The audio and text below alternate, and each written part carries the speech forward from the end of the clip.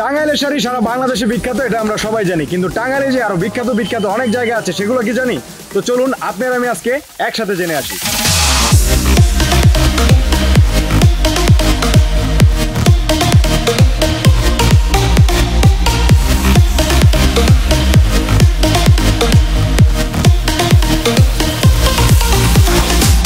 আমি এখন দাঁড়িয়ে আছি টাঙ্গাইলের 201 গম্বুজ বিশিষ্ট মসজিদের সামনে। এই ভিডিওতে টাঙ্গাইলের বেশ কিছু দর্শনীয় স্থান আপনাদের সামনে তুলে ধরার চেষ্টা করব। তো hello guys, it's me your host and welcome to my blog Tangail. এখন আসি টাঙ্গাইলে কিভাবে যাবেন। ঢাকার মহাখালী বাস টার্মিনাল থেকে বিনিময়, জটিকা, দলেশ্বরী ইত্যাদি বাস টাঙ্গাইলের উদ্দেশ্যে যাত্রা করে। এই সমস্ত বাসে ভাড়া লাগে 120 টাকা থেকে 160 টাকা পর্যন্ত। আমি সাধারণত বাইকে ভ্রমণ করি, তাই এবারের যাত্রাও ঢাকার যাত্রাবাড়ি থেকে টাঙ্গাইলের উদ্দেশ্যে বাইকে করে রওনা দিলাম। টাঙ্গাইলে আসছেন আর টাঙ্গাইলের ইতিহাস জানবেন না, তা কি করে হয়? চলুন সংক্ষেপে টাঙ্গাইলের ইতিহাস জেনে আসি। টাঙ্গাইল জেলা বাংলাদেশ মধ্যাঞ্চলে অবস্থিত ঢাকা বিভাগের একটি প্রশাসনিক অঞ্চল। এর জনসংখ্যা প্রায় 38 লক্ষ এবং আয়তন 3414.35 বর্গ কিলোমিটার।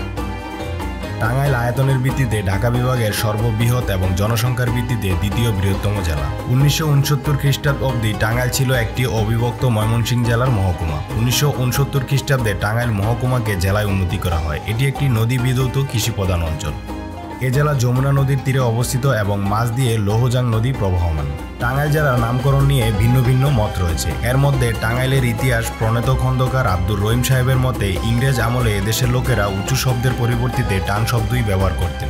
এখনও টাঙ্গাইল অঞ্চলে টান শব্দের প্রচলন আছে। এই টানের সাথে আইল শব্দটি যুক্ত হয়েছিল টানাইল, আর সেই টানাইলটি রূপান্তরিত হয়েছে আজ টাঙ্গাইলে।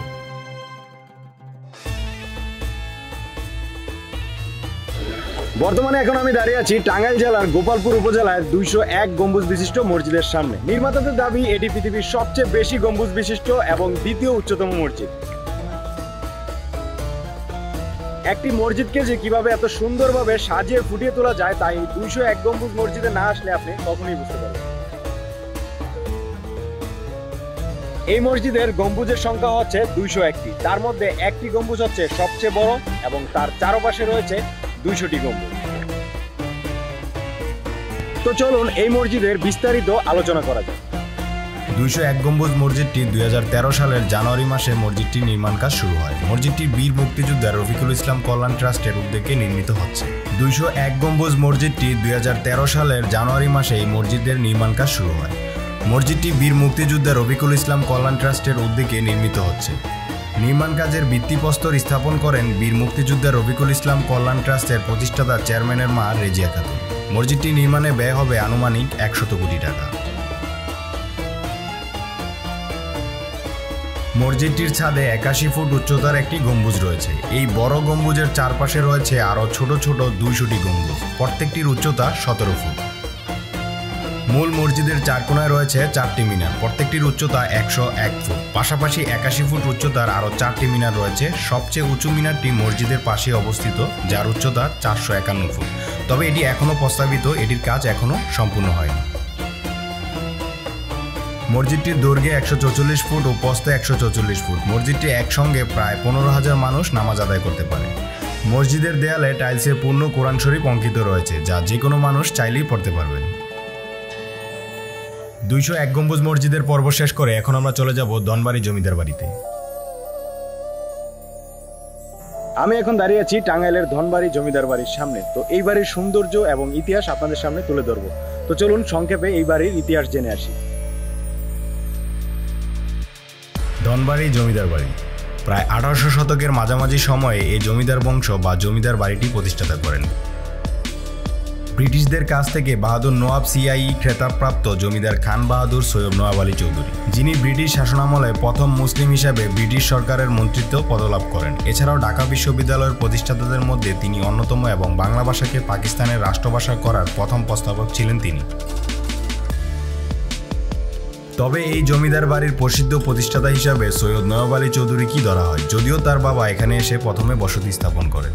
তিনি বেশ সুনামের সাথে উক্ত জমিদারি পরিচালনা করে থাকেন। এরপর জমিদারি আমল থেকে এখন পর্যন্ত তার বংশধারা জমিদারি আওতায় থাকা সবকিছু দেখভাল করে।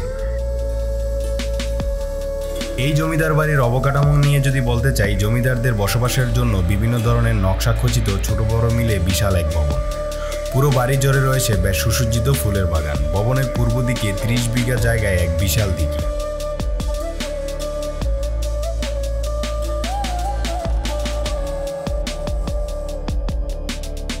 এই জমিদার বাড়ির ছাদের ভিউটা অসম্ভব সুন্দর। এই ছাদ থেকে এই জমিদার বাড়ির পুরো এরিয়ার সৌন্দর্যটা উপভোগ করা যায়। তো আপনারা যখন আসবেন অবশ্যই এই ছাদে আসবেন এবং ছাদ থেকে এই প্রাকৃতিক পরিবেশ এবং রাজার আদলে গড়া এই সৌন্দর্য উপভোগ করবেন। এছাড়াও প্রায় 700 বছরের পুরনো মুঘল আদলে তৈরি করা একটি মসজিদ, যা এখন ধনবাড়ি শাহী মসজিদ নামে পরিচিত। ধনবাড়ি জমিদার বাড়ির পাশেই নবাব শাহী মসজিদের অবস্থান। বিগত 100 বছরে এই মসজিদের অনেকবার সংস্করণ হয়েছে, বদলে গেছে অনেক কিছু, শুধু বদলায়নি একটি রীতি, সেটি হচ্ছে এই মসজিদের কোরআন তেলাওয়াতের ব্যবস্থা। 100 বছর পূর্বে যে কোরআন তেলাওয়াতের ব্যবস্থা করে গিয়েছিল এটি আজ অবধি বহাল আছে। তো চলুন, যেই কবরটির পাশেই মূলত এই 24 ঘন্টা কোরআন তেলাওয়াত করা হয়, সেই কবরটি এখন আমি আপনাদের দেখাবো এবং এখন অবধি কোরআন তেলাওয়াত করতেছে সেই ফুটেজটাও আমি আপনাদেরকে দেখাবো।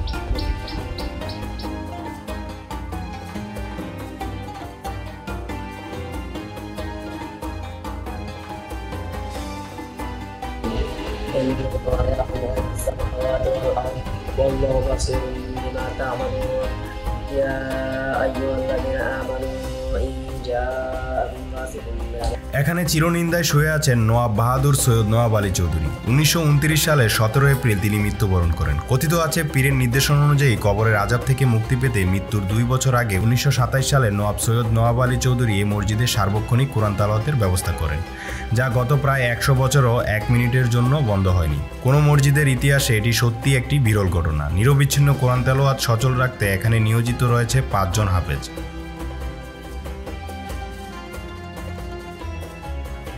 বাংলাদেশে ইসলামী ঐতিহ্য ও প্রাচীন স্থাপত্য শিল্পের ধারক ও বাহক হিসেবে যে কয়টি স্থাপনা কালে সাক্ষী হয়ে দাঁড়িয়ে আছে, তাদের মধ্যে টাঙ্গাইলের ধনবাড়ি নওয়াব শাহী জামে মসজিদ অন্যতম। ধনবাড়ি পৌরসভায় অবস্থিত এই মসজিদ ধনবাড়ি এস্টেটের ঐতিহাসিক স্থাপত্য শিল্পের অন্যতম নিদর্শন। ধনবাড়ি জমিদার বাড়ির পর্ব শেষ করে এখন আমরা চলে যাব টাঙ্গাইলের সবচেয়ে আকর্ষণীয় জমিদার বাড়ি মহেরা জমিদার বাড়ি। ব্রিটিশ শাসন নেই, কালের বিবর্তনে হারিয়ে গেছে জমিদারি প্রথাবোধ, কিন্তু হারিয়ে যায়নি তাদের দৃষ্টিনন্দন স্মৃতিগুলো। ঠিক তেমনই একটি স্মৃতির খোঁজে আমরা চলে এসেছি টাঙ্গাইল জেলার মির্জাপুর উপজেলার মহেরা জমিদার বাড়ির সামনে। 1890 দশকের পূর্বে স্পেনের কর্ডোবা নগরীর আদলে তৈরি করা হয়েছিল এই বাড়িটি। আমার দৃষ্টিকোণ থেকে সবচেয়ে সুন্দর এবং গাঠনিক একটি জমিদার বাড়ি হচ্ছে এটি, কিন্তু এর পিছনে রয়েছে একটি হৃদয় বিদারক কাহিনী। স্বাধীনতা যুদ্ধের সময় পাক বাহিনী মহেরা জমিদার বাড়িতে হামলা করে এই জমিদার বাড়ির কুলপতি সহ 5 জন মানুষকে নির্মমভাবে গুলি করে হত্যা করে। পরবর্তীতে তারা লৌহজং নদীর পথ ধরে এদেশ ত্যাগ করে। মহেরা জমিদার বাড়ির মতো সুন্দর এবং যত্নে সংরক্ষিত জমিদার বাড়ি বাংলাদেশে খুঁজে পাওয়া কঠিন। টাঙ্গাইল সদর থেকে 18 কিলোমিটার দূরে 8 একর জায়গা জুড়ে মহেরা জমিদার বাড়ি বিস্তৃত। মহেরা জমিদার বাড়ি প্রাচীন সভ্যতা এবং ঐতিহ্যের অমূল্য নিদর্শন। এই জমিদার বাড়িতেই মুক্তিবাহিনীর ক্যাম্প স্থাপন করা হয়েছিল। এই জমিদার বাড়িতেই পুলিশ ট্রেনিং স্কুল হিসাবে প্রতিষ্ঠার উদ্যোগ গ্রহণ করা হয় 1972 সালে এবং পুলিশ ট্রেনিং স্কুলে পুলিশ ট্রেনিং সেন্টারে উন্নতি করা হয় 1990 সালে। এই জমিদার বাড়ির সামনে প্রবেশ পথের আগেই রয়েছে বিশাখা সাগর নামে এক বিশাল দিঘি এবং বাড়ির প্রবেশের জন্য রয়েছে 2টি সুড়ঙ্গ গেট। এছাড়াও মূল ভবনের পেছর দিকে রয়েছে পাশরা পুকুর ও রানী পুকুর নামে আরও 2টি পুকুর রয়েছে এবং শোভাবর্ধনে রয়েছে সুন্দর ফুলের বাগান। জমিদার বাড়ির প্রবেশের মূল ফটক দিয়ে দেখা যায় চৌধুরী লজ। এটি গোলাপি রঙের ভবনটি পিলারগুলো রোমান স্থাপত্য শৈলীতে নির্মাণ করা হয়েছে। সুন্দর নকশাখচিত এই ভবনের ভেতরে রয়েছে ঢেউ খেলানো ছাদ। দোতলা বিশিষ্ট এই ভবনটির সামনে রয়েছে সুন্দর বাগান ও সবুজ মাঠ। এর পাশেই রয়েছে মহারাজ লজ। বাইজেন্টাইন স্থাপত্য শৈলীতে নির্মিত মহারাজ লজ ভবনের সামনের 6টি কলাম রয়েছে। সেখানে গোলাপি রঙের মহারাজ লজের সামনেই রয়েছে সিঁড়ি বাঁকানো রেলিং, ঝুলন্ত বারান্দা, যা ভবনের শোভা বৃদ্ধি করেছে। এই ভবনটি বর্তমানে শুটিং স্পটও ব্যবহৃত হচ্ছে। আমরা এখন চলে যাব এই জমিদার বাড়ির মিউজিয়ামে। পুলিশ ট্রেনিং সেন্টার পিটিসির কালের সাক্ষীর দ্বারক এই মিউজিয়াম। মিউজিয়ামটিতে জমিদারের ইতিহাস ও তাদের ব্যবহৃত তৈজসপত্র ও অন্যান্য সামগ্রী রয়েছে। এছাড়াও এই মিউজিয়ামের মহান মুক্তিযুদ্ধের স্মৃতিকে ধারণ করে ব্যবহৃত অস্ত্রশস্ত্র সহ বাংলাদেশ পুলিশের কর্মবিবর্তনের চিত্র ফুটিয়ে তোলা হয়েছে। এই জমিদার বাড়ির পিছনেই রয়েছে পাশরা পুকুর। পাশরা পুকুরটি মহারাজ লজ ও নিকটবর্তী আনন্দ লজকে সম্মিলিতভাবে ধারণ করে সেই শতাব্দী কাল থেকে অস্তিত্ব নিয়ে টিকে আছে। পাশরা পুকুরটির চারপাশটা এতটাই সুন্দর যা যে কোনো মানুষকে মুগ্ধ করতে বাধ্য করবে। ময়রা জমিদার বাড়িতে প্রবেশ করতে হলে অবশ্যই আপনাকে টিকিট কেটে প্রবেশ করতে হবে, আর টিকিটের মূল্য 100 টাকা। ময়রা জমিদার বাড়ির পর্ব শেষ করে এখন আমরা চলে যাব পীরগাছা রাবার বাগানে। বর্তমানে এখন আমি আছি রাবার বাগানের বানর অফিসে। তো বানরের বাদরা আমি দেখবো এবং আপনাদের দেখাবো। তো চলুন দেখা যাক। পীরগাছা রাবার বাগানের প্রধান আকর্ষণ বানরের অফিস, আর এই জায়গায় অসংখ্য বানরের অবাধ বিচরণ। এখানে আপনি আসলে বানরগুলো আপনার কাঁধে এসে বসবে, আপনার হাত থেকে খাবার কেড়ে নিয়ে খেয়ে ফেলবে, আপনার সাথে মজা করবে। এক কথায় বলা যায় এই জায়গায় বানরের অধীনে রাজত্ব চলে, আর এই কারণেই এখানকার নামকরণ করা হয় বানরের অফিস। যাকে যাকে বানরের একসাথে বান্দরামি দেখতে দোকান থেকে 10 থেকে 20 টাকার খাবার কিনুন আর এই বানরের বান্দরামি দেখুন।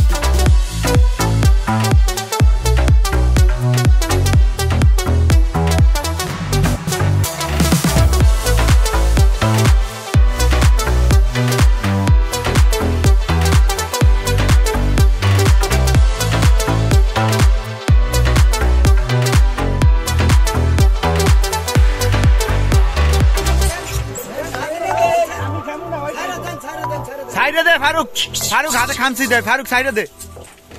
কি অবস্থা?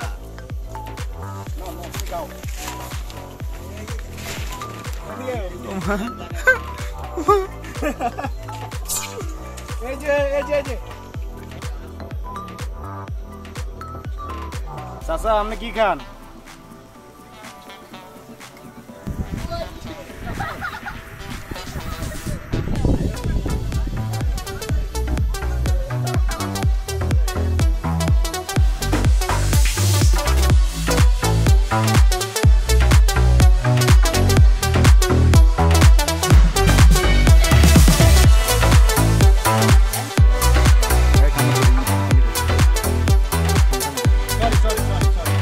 বানরের সাথে অতি বান্দরামি করতে গিয়ে একটু ব্যথা পেলাম,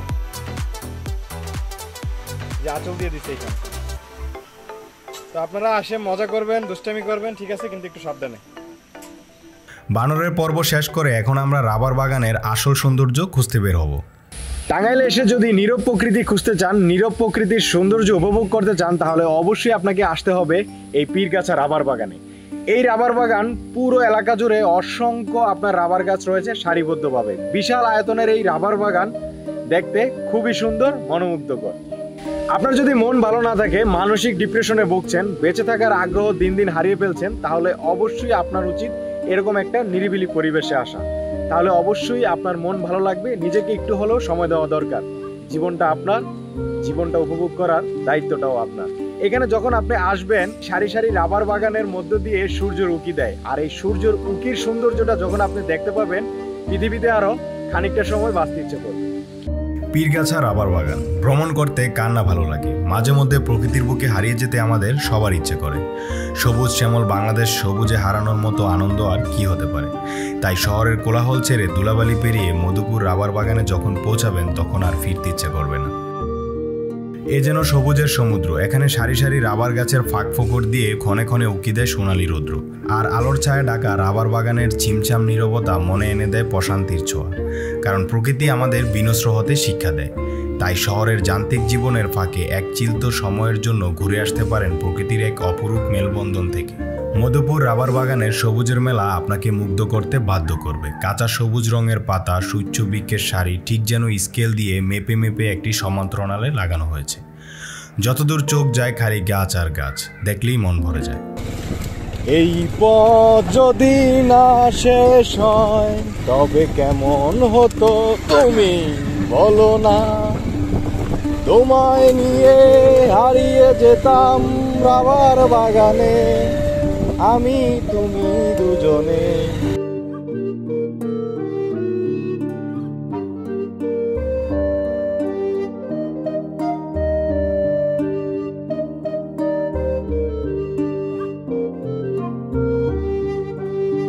পীরগাছা রাবার বাগানের পর্ব শেষ করে এখন আমরা চলে যাব সর্বশেষ স্পট সাগরদিঘিতে। আমি এখন দাঁড়িয়ে আছি সাগরদিঘির পাড়ে। মূলত এই দিঘিটি নিয়ে একটি ইন্টারেস্টিং ব্যাপার রয়েছে। অষ্টম শতকে রাজা মহিপালের রাজত্বকালে এই দিঘিটি খনন করা হয়েছিল। জনশ্রুতি আছে রাজা মহিপাল ব্রাহ্ম হত্যার প্রায়শ্চিত্ত করার জন্যই এই দিঘিটি খনন করা হয়েছিল। এই দিঘিটি খনন করতে 6000 শ্রমিকের 3 বছর সময় লেগেছিল। আশ্চর্যের বিষয় হচ্ছে এই দিঘি খননের পর এই দিঘিতে কোনো প্রকার পানি ওঠেনি। তারপর রাজা মহিপাল স্বপ্নদশে দেখে যে তার রানীকে এই দিঘিতে নামালে পানি উঠবে। যেই কথা সেই কাজ, তার কমলা রানীকে এই দিঘিতে নামানো হয়। কমলা রানী যখন এই দিঘিতে নামে ঠিক তখনই আস্তে আস্তে পানি উঠতে থাকে। রানী সাঁতার না জানার কারণে তার জীবন বিপন্ন হয়, আর সেই থেকেই এই দিঘিকে কমলা রানীর দিঘি বলা হয়। ভিন্ন মধ্যে সাগর নামের এক যুবকের আত্মত্যাগের মধ্য দিয়েই এই দিঘিতে পানি ওঠে। সেই থেকে এই দিঘির নামকরণ করা হয় সাগর দিঘি বা সাগরের দিঘি। সাগরদিঘি বাংলাদেশের টাঙ্গাইল জেলার ঘাটাইল উপজেলার সদর থেকে প্রায় 30 কিলোমিটার পূর্বে সাগরদিঘি নামক একটি স্থান রয়েছে। এখানে 12.80 একর জমির উপর একটি বিখ্যাত দিঘি আছে। দিঘিটি খনন করেন স্থানীয় পাল বংশীয় রাজা। একদা রাজা মহিপাল উত্তরবঙ্গ থেকে বিতাড়িত হয়ে চলে আসেন উত্তর রাঢ়ে। পরিবার প্রয়োজন কুল পুরোহিত ও অনুগত প্রজাদের সঙ্গে নিয়ে রাঢ় দেশের চন্দনবাটিতে রাজধানী স্থাপনের উদ্দেশ্যে যাত্রা করেন। পথে তার রানীকে দেখতে গিয়ে এক ব্রাহ্মণ সন্তান গাছ থেকে পড়ে মারা যান। আর এই ঘটনায় রাজা দুঃখিত হয়েছিলেন এবং ব্রাহ্ম হত্যার পাপ থেকে রেহাই পাওয়ার জন্য কুল পুরোহিতের কাছে বিধান চেয়েছিলেন। কুল পুরোহিত বলেছিলেন যে রাজমহিষীর রূপ লাবণ্য ব্রাহ্ম হত্যার কারণ, তাই রানীকে ব্রাহ্মণ হত্যার যুবকের মৃত্যুর স্থান থেকে পায়ে হেঁটে রাজধানীর দিকে যেতে হবে এবং রানীর হেঁটে যাওয়া রাস্তার দৈর্ঘ্য সমান জলাশয় খনন করতে হবে। তো আমি এই দিঘি সম্পর্কে যতটুকু জেনেছি ততটুকু আপনাদের সাথে শেয়ার করার চেষ্টা করেছি। তো এখানে আসার পর বেশ কিছু ছোট ভাইদের সাথে দেখা হলো, তো ওদের কাছ থেকে আরো বিস্ময়কর কিছু তথ্য পেলাম। তো ওদের মুখ থেকে শুনুন সেই তথ্যগুলো। এক লোক কোন জায়গা দিয়ে এক চূড়াইয়া ফাঁদের মধ্যে দিয়ে তো হয়তো বা পানি নিচে চলে গেছে, তার বক্তব্যের কথা এটা। তো পানি নিচে চলে গেছে, পানি নিচে চলে গেলে সে ওইখানে সাগরানীর সাথে দেখা করছে। সাগরানীর সাথে দেখা করলে সে তাকে ওইভাবে কিছু করে না, বলে একটা মাছ দিয়ে দিয়েছিল। সেই মাছটা সে ওইখান থেকে নিয়ে আসছে। তখন সাগরানী তার বলে দিয়েছিল যে আমি তোমার কোনো ক্ষতি করলাম না, তুমি কাউরে এই বিষয়ে কিছু বলবা না। তখন সে নিজে সুষ্ঠুভাবে উপরে আসা করলে তখন অনেকেই তারা যে আরো অনেক জন ছিল তখন তারা জিজ্ঞেস করে যে তুমি কোন জায়গায় এটা তখন সে কাউকে কিছু বলতে চায় না। অনেক ফোর্সের পর অনেক জোরাজুরির পরে তখন তার বলতে হয়। বলতে গেলে সে বলছে যে আমার মানা নিষেধ আছে, আমি যদি বলি আমাকে এরকম হয়ে যাবে বা আমি মারা যাব। যার কারণে সে বললে সে রাত্রে আর কি মুখ দিয়ে ওই যে মাছটা যে খাইছিল এই মাছের কারণে রাত্রে মুখ দিয়ে রক্ত বের করে মারা যায়। তো এই কাহিনীটা আমরা আমাদের গার্জিয়ানকে আরো অনেকের কাছ থেকে শুনছি যে এইটুকু আর কি কাহিনী।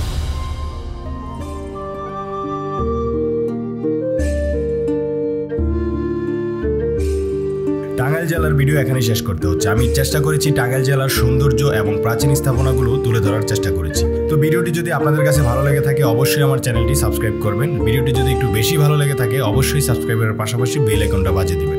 তো দেখা হচ্ছে নতুন কোনো ভিডিওতে নতুন কোনো দিনে। সেই পর্যন্ত ভালো থাকবেন, সুস্থ থাকবেন। আল্লাহ হাফেজ।